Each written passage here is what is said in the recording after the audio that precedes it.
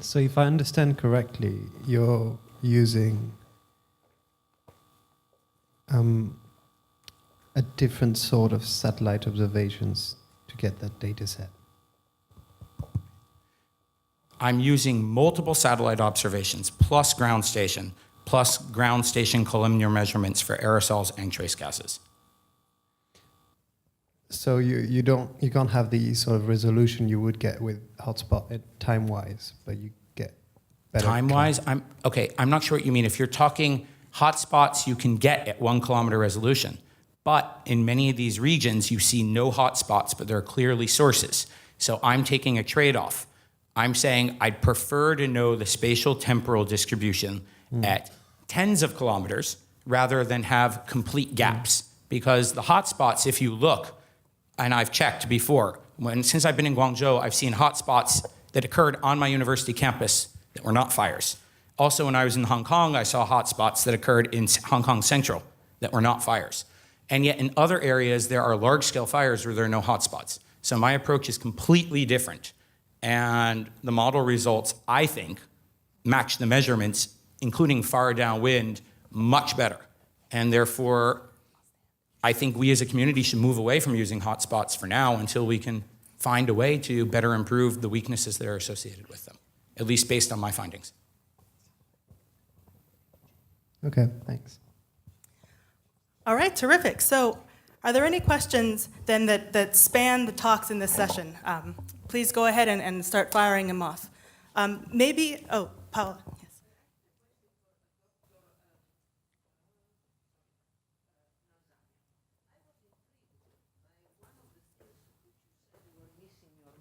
And the sentence I'm referring to, I was intrigued, consideration of psychological perception of thermal comfort. That is a very, how would you quantify or parameterize a psychological perception, if there is any way?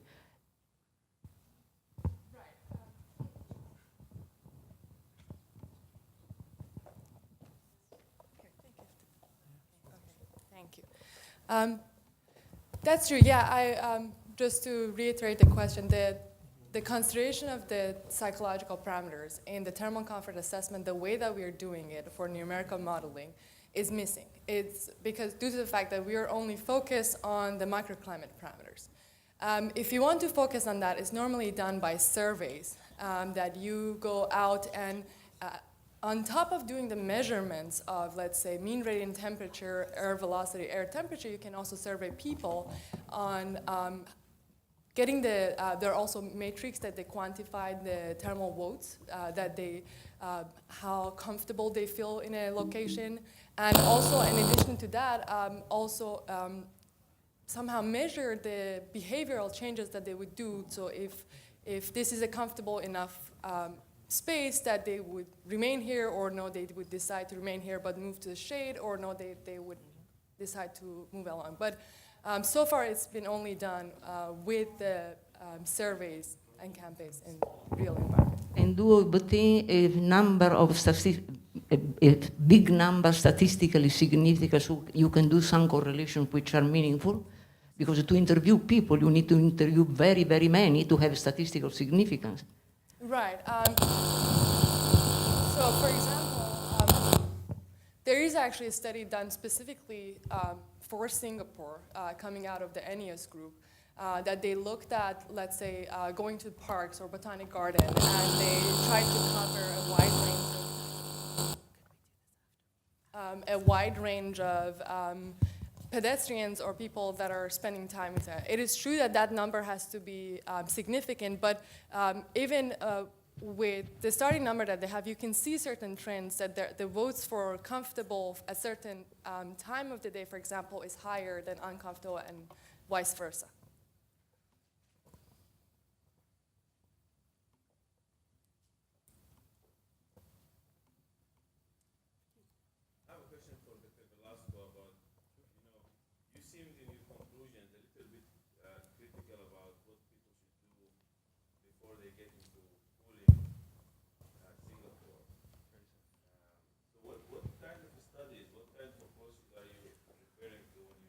When we talk about climatology, we are talking about long periods of time.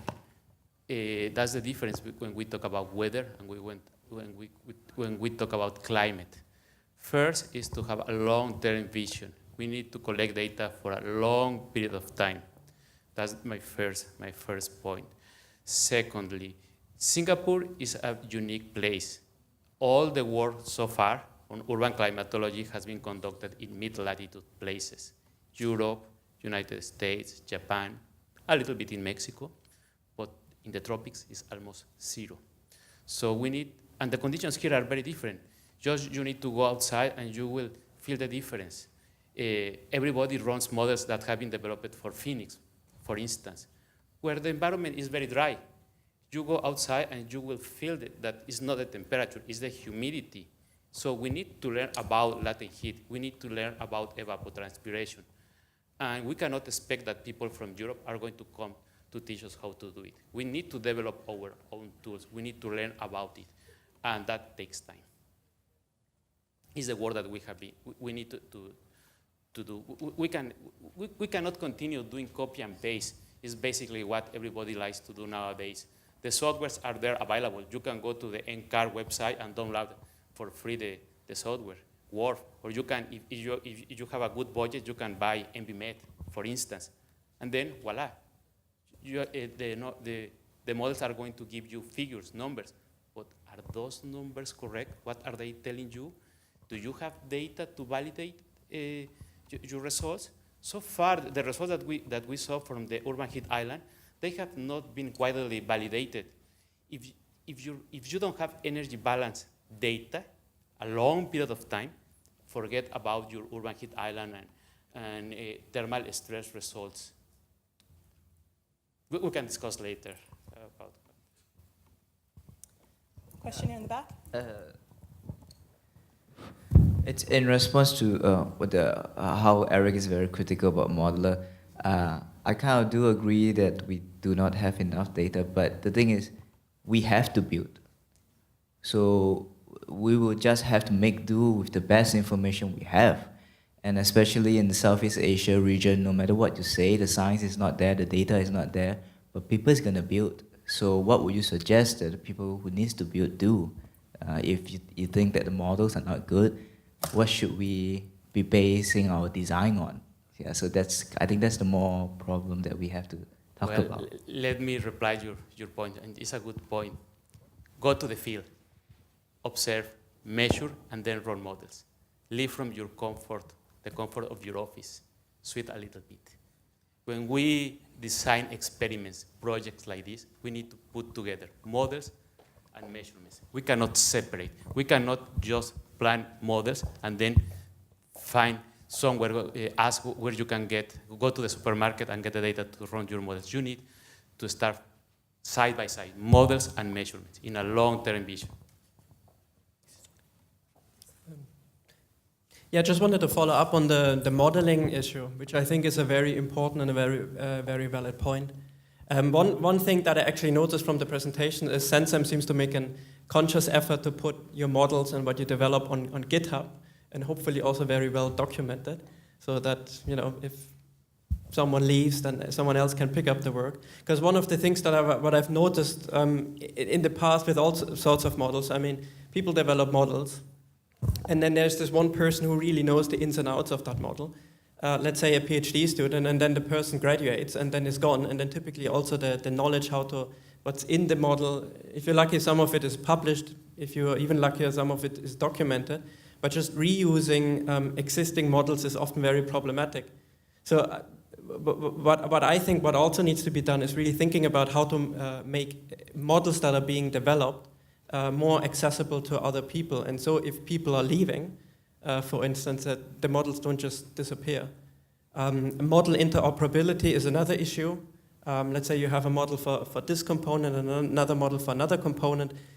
This model is written in some obscure language. This other one is something proprietary where you have to pay thousands of dollars for to get the software. So putting them together is often also a problem. And then, of course, the whole validation part. If you use a model that works in Europe for typical European cities, and then you try to apply it to Singapore, then obviously that also gives you a lot of trouble. So I think, especially when it comes to modeling, there's a lot of work that needs to be done. But not so necessarily so much on developing the models, but also, as I said, sort of managing the models. I'd like to just quickly throw in with the last two questions, the person in the back as well as Professor Altahir. I really think that starting as a modeler myself, and I still do mostly modeling today, but try to use data, we need to look holistically. We need to use the best tools we have available now, but we need to look at them. Every single model we have and every single measurement we have has error associated with it. Some of the errors we have some information about. Some of the errors we don't even know about. But we need to objectively look, what do we do well? What do we not do well? Can we reproduce? Many people just use statistics. Do we reproduce the mean?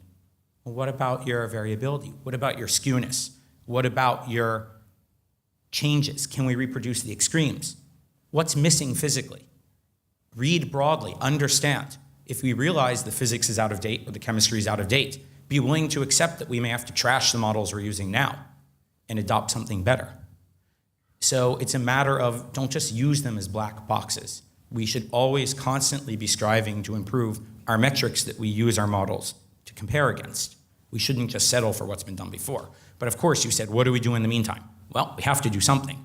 But if we understand what's going on behind it, maybe we realize we can do something better. And I guess this even gets to Prof. Rizzoli's question of people's thoughts and people's perceptions. On the air pollution issue, this is another big deal. What are people's thoughts and people's perspectives? And there are many studies that give cutoff levels for certain things, but what are people's thoughts and perspectives? There are some people that insist they'll go running every day under all conditions. And then sometimes they'll say, oh yeah, it's a bit polluted out. I feel pain in the lungs. Maybe I shouldn't go running today. I don't know if any such surveys have been done, but it comes down to perceptions again and getting information out. Okay, WHO has studies. There are many studies that have been done, great. But does this get through to people? What are people's perceptions? What is it that makes people want to make impacts and decisions? They're not basing it on models, they're basing it on other factors. And I don't know either how to address it, but I think that's a very important point. And it looks like Prof. Norford wants to Well, talk. this isn't so much on, Jason, what you had, but just one thought I had. I want to pick up on something that was in Heiko's presentation about the World Cities Summit next year.